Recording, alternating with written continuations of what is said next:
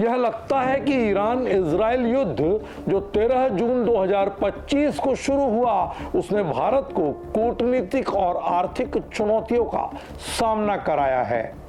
भारत ने ऑपरेशन सिंधु के तहत अपने नागरिकों को निकाला है, जिसमें 1117 से अधिक लोग ईरान से सुरक्षित वतन वापस लौटे हैं। ये संभावना है कि तेल की आपूर्ति में बाधा और बढ़ती कीमतें भारत को प्रभावित करेंगी, विशेष रूप से होर्मुज जलडमरू मध्य बंद होने की दशा में। विवाद यह है कि क्या यह संघर्ष तीसरे विश्व युद्ध की ओर ले जा सकता है, क्योंकि अमेरिका का हस्तक्षेप और क्षेत्रीय अस्थिरता लगातार चिंता बढ़ा रही है। ऐतिहासिक संबंध भारत और ईरान के बीच सदियों पुराने सांस्कृतिक और ऐतिहासिक संबंध हैं, जिसमें भाषाई, वास्तुशिल्प और धार्मिक प्रभाव शामिल हैं। सिल्क रूट ने व्यापार और सांस्कृतिक आदान प्रदान को बढ़ावा दिया है। आधुनिक काल में 1950 में कूटनीतिक संबंध स्थापित हुए। हाल के वर्षों में चाबहार बंदरगाह जैसी परियोजनाओं ने संबंधों को और मजबूत किया है। भारत और इजराइल के बीच संबंध 1950 में मान्यता के साथ शुरू हुए, लेकिन 1992 में पूर्ण कूटनीतिक संबंध स्थापित हुए। रक्षा, कृषि और प्रौद्योगिकी में सहयोग बढ़ा। विशेष रूप से 1971 और 99 के भारत पाक युद्धों के दौरान इजराइल ने भारत को सहायता प्रदान की। 13 जून 2025 से शुरू हुआ ये युद्ध तेजी से बढ़ा है। इजराइल ने ईरान के परमाणु और सैन्य ठिकानों पर हमले किए, जिसमें शीर्ष कमांडरों की हत्या हुई। ईरान ने जवाबी कार्रवाई में बैलिस्टिक मिसाइल दागे, जिससे दोनों देशों में हताहत हुए। ईरान में लोग 950 से अधिक, 380 नागरिक, 253 सुरक्षा बल, 3450 घायल। इजराइल में 24 मृत, 1000 से अधिक घायल।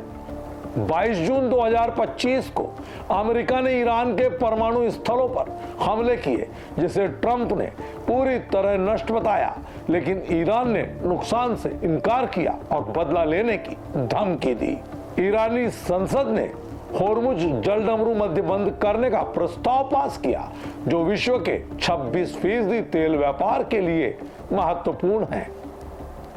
नमस्कार, आचरण के साथ मैं हूं टीएन मनीष, हाजिर हूं आज का मुद्दा लेकर। क्या युद्ध किसी भी समस्या का स्थायी हल दे सकता है? क्या दो देशों के बीच होने वाले युद्ध से दुनिया की मानवता पर खतरा नहीं मंडरा रहा है? क्या ईरान इजराइल के बीच युद्ध में अमेरिका का कूदना तीसरे विश्व युद्ध की तरफ कदम बढ़ाने का संकेत है? क्या इस युद्ध से भारत जैसे शक्तिशाली देश को बुनियादी तौर पर बड़ी चुनौती का सामना करना पड़ रहा है? विश्व शांति का हमेशा संदेश देने वाला भारत ईरान और इजराइल के साथ अपने ऐतिहासिक संबंधों के चलते कूटनीतिक तौर पर सीधे हस्तक्षेप से बच रहा है। आज के मुद्दे में हम ऐसे ही सवालों का जवाब ढूंढने की कोशिश करेंगे। दरअसल ईरान और इजराइल के बीच 13 जून 2025 को शुरू हुआ युद्ध अब 10वें दिन में है और अमेरिका का सीधा हस्तक्षेप इसे और जटिल बना रहा है। ट्रंप का दावा है कि अमेरिका ने ईरान के 3 परमाणु स्थलों को नष्ट कर दिया, जबकि ईरान ने नुकसान से इनकार करते हुए बदला लेने की ठानी है। इस संघर्ष का भारत पर गहरा असर पड़ रहा है, विशेष रूप से कूटनीतिक, ऊर्जा सुरक्षा और नागरिक सुरक्षा के मामले में। भारत और ईरान के बीच संबंध सदियों पुराने हैं, जिसमें सांस्कृतिक और सभ्यतागत संबंध शामिल हैं। सिल्क रूट ने व्यापार और सांस्कृतिक आदान प्रदान को बढ़ावा दिया और आधुनिक काल में 1950 में कूटनीतिक संबंध स्थापित हुए। हाल के वर्षों में चाबहार पोर्ट और अंतर्राष्ट्रीय उत्तर दक्षिण परिवहन गलियारा जैसी परियोजनाओं ने संबंधों को पहले से अधिक मजबूत किया है। भारत और इजराइल के बीच संबंध 1950 में मान्यता के साथ शुरू हुए, लेकिन 1992 में पूर्ण कूटनीतिक संबंध स्थापित हुए। रक्षा, कृषि और प्रौद्योगिकी में सहयोग बढ़ा।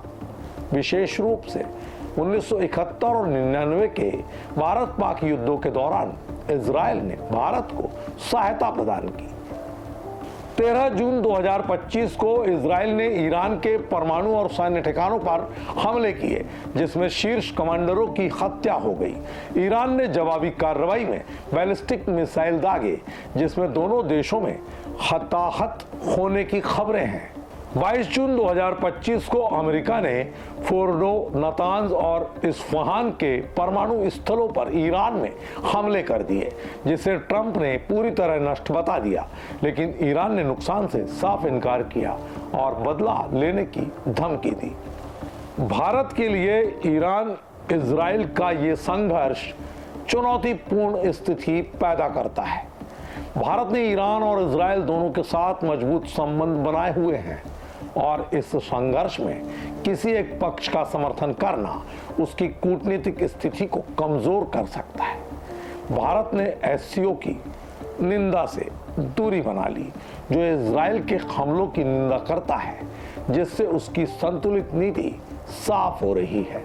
भारत ने अपने नागरिकों को निकालने के लिए ऑपरेशन सिंधु शुरू किया है। अब तक 1117 से अधिक भारतीय नागरिकों को ईरान से सुरक्षित निकाला गया, जिनमें अधिकांश छात्र हैं। इजराइल में लगभग 18,000 भारतीय नागरिक रहते हैं और उनकी सुरक्षा के लिए भी एहतियातन जरूरी कदम उठाए जा रहे हैं। कुछ भारतीय छात्रों को ईरान में हमलों में चोटें आई है, जिससे निकासी की प्रक्रिया और जटिल हो गई है। मौजूदा युद्ध भारत की ऊर्जा सुरक्षा पर गहरा असर डाल सकता है। भारत अपना 80% तेल आयात करता है और होर्मुज जल डमरू मध्य के बंद होने से तेल की आपूर्ति में बड़ा खलल पड़ेगा, जिससे कीमतें बढ़ेंगी। तेल की कीमतें पहले से ही बढ़कर $77 प्रति बैरल हो गई है और अगर कीमतें $100 से ऊपर जाती है तो भारत को मुद्रास्फीति का सामना करना पड़ सकता है। भारत ने रूस और अमेरिका से तेल आयात बढ़ा दिया है, लेकिन फिर भी स्थिति चिंताजनक बनी हुई है। यह संघर्ष तीसरे विश्व युद्ध की आहट के रूप में देखा जा रहा है। अमेरिका का हस्तक्षेप और दोनों देशों के बीच बढ़ते तनाव से यह संघर्ष क्षेत्रीय स्तर पर, अंतर्राष्ट्रीय स्तर पर फैल सकता है। अगर अन्य देश भी इसमें शामिल हो जाते हैं तो ये एक बड़े युद्ध में तब्दील हो जाएगा। विशेषज्ञों का मानना है अगर युद्ध लंबा चला तो क्षेत्रीय अस्थिरता बढ़ेगी, जिससे वैश्विक अर्थव्यवस्था पर प्रतिकूल असर पड़ेगा। फिलहाल हम ये कह सकते हैं कि भारत को ईरान और इजराइल के साथ अपने संबंधों के बीच इन दोनों देशों में जारी युद्ध 3 बड़े मुद्दों पर नुकसान की संभावना बढ़ाता दिख रहा है, जिनमें दोनों देशों के बीच व्यापारिक संबंध, ऊर्जा सुरक्षा पर खतरा यानी ईंधन संकट और चाबहार बंदरगाह पर भारत के भारी निवेश और 10 साल के करार को तगड़ा झटका लगेगा। ऐसे में भारत को इस युद्ध में संतुलन बनाए रखना होगा और अपने हितों की रक्षा का रास्ता निकालना पड़ेगा। ऊर्जा सुरक्षा सुनिश्चित करने और अपने नागरिकों की सुरक्षा के लिए कदम उठाने होंगे। साथ ही अंतर्राष्ट्रीय स्तर पर शांति और स्थिरता बनाए रखने के लिए प्रयास तेज करने होंगे। उम्मीद की जा सकती है कि भारत यदि दूरदृष्टि के साथ विश्व समुदाय से अमेरिकी हस्तक्षेप और दोनों देशों के बीच जारी युद्ध में शांति बहाली की तर्क सम्मत अपील करेगा तो उसकी सलाह को जरूर तवज्जो दी जाएगी। आज के मुद्दे में इतना ही। मुझे दीजिए इजाजत। नमस्कार। देश दुनिया की सभी खबरें देखने के लिए जुड़े रहिए आचरण न्यूज से। आचरण न्यूज, हर कदम आपके साथ।